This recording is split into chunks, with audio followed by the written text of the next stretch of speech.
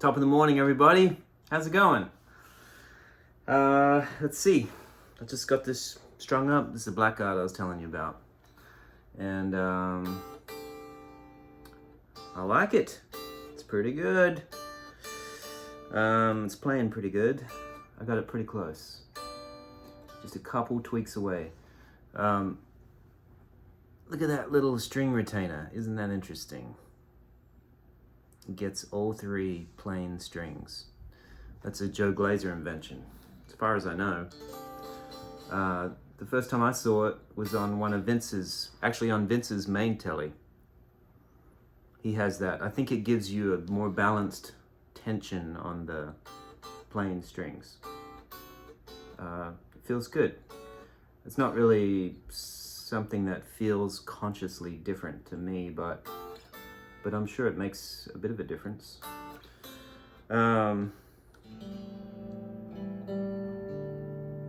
These are those bare knuckle pickups I was telling you about.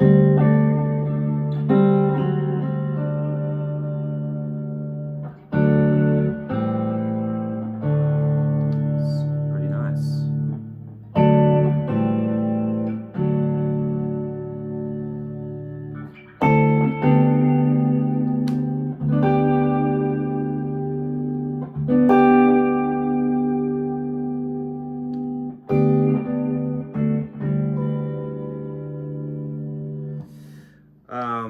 You know, I was watching one of Buky's videos from, I don't know when it was.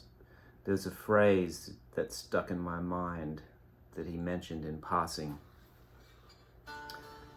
which I'm sure he's talked about in other videos, but seeing as Buky's been on my mind, the phrase was shades of touch, and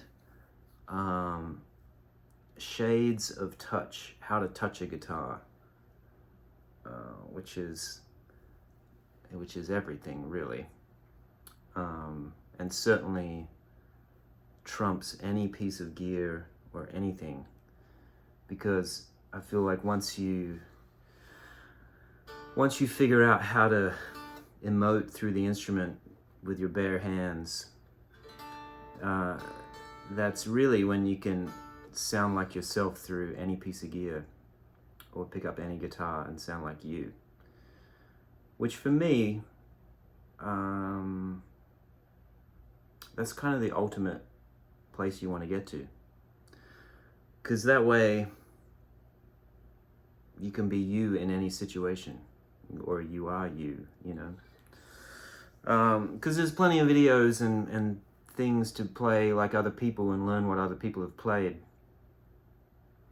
But what's interesting to me is finding your own voice on the instrument.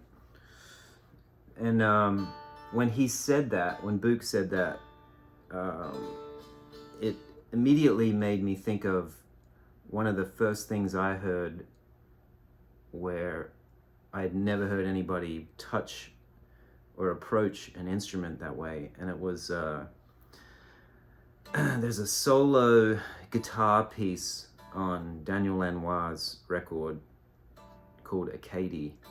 And I know I've talked about that record before, but it was a really changed the way I thought about guitar when I heard that record. There's a piece of music on there, I can't remember what it's called. I think it's right after Fisherman's Daughter. There's sort of a spoken word thing he does, and then he drifts into this solo guitar piece. You got to check it out because it's really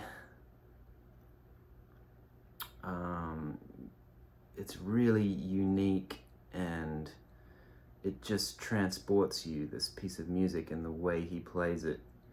And his touch is so ultra controlled and intentional. You know, when I heard it when I was probably 16, I just was so mesmerized and under the spell of how he played, that I think it just set me on a different path. So check that out. My wife took my mouse.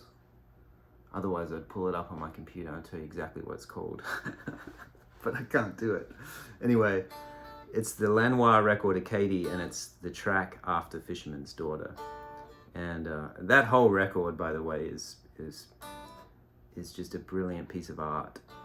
And you know, if you do nothing else this week, just put that on while you're in the kitchen in the background and listen to it a couple of times, and it will subconsciously seep into your I don't know, if you're into that kind of thing.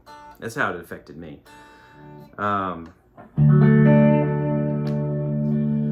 So sometimes I like to get in here and just get sort of some kind of dreamy, drifty background sound.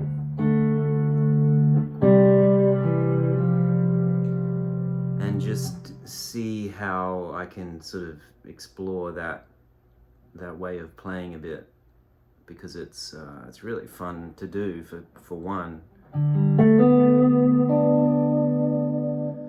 But it's also good training for those moments when you know, when you want to be emotive and intentional about playing something that's, you know, emotional, I guess. I don't know.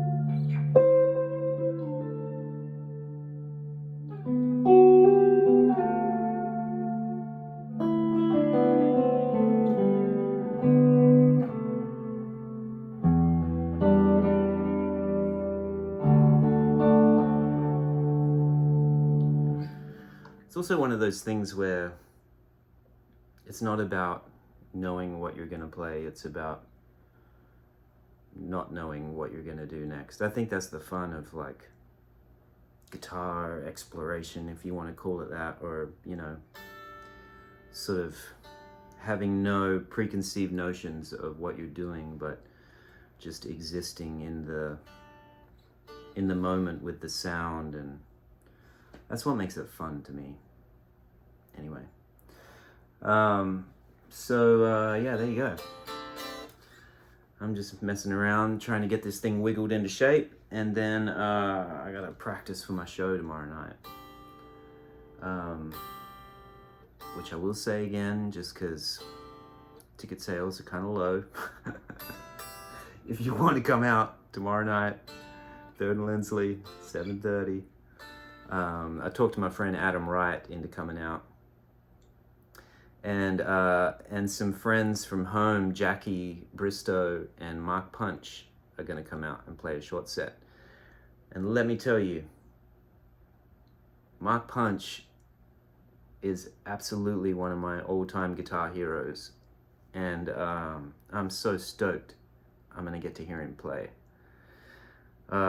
He's unbelievable. He embodies all of the shit that I love about dissonance and playing out on the edge and just incredible musicality. The guy he's one of my favorite humans and guitar players. So, Mark Punch, he's gonna get up and play. I cannot wait. I feel like there was something else I needed to mention. Can't remember what it was. Anyway, I hope you guys have a great day, and thanks again for tuning in and being so supportive. And honestly, like, it's unreal. My wife is like, God, if I could go to work every day and people would say so many nice things about me, I would just probably enjoy my job a lot more. So I try to pump her up all the time, but seriously, thank you for sending nice comments and for doing that.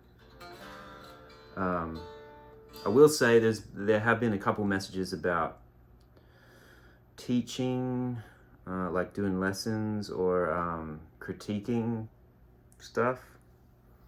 I don't know how I feel about that yet, so just let me think on that for a minute, because I want to make sure I'm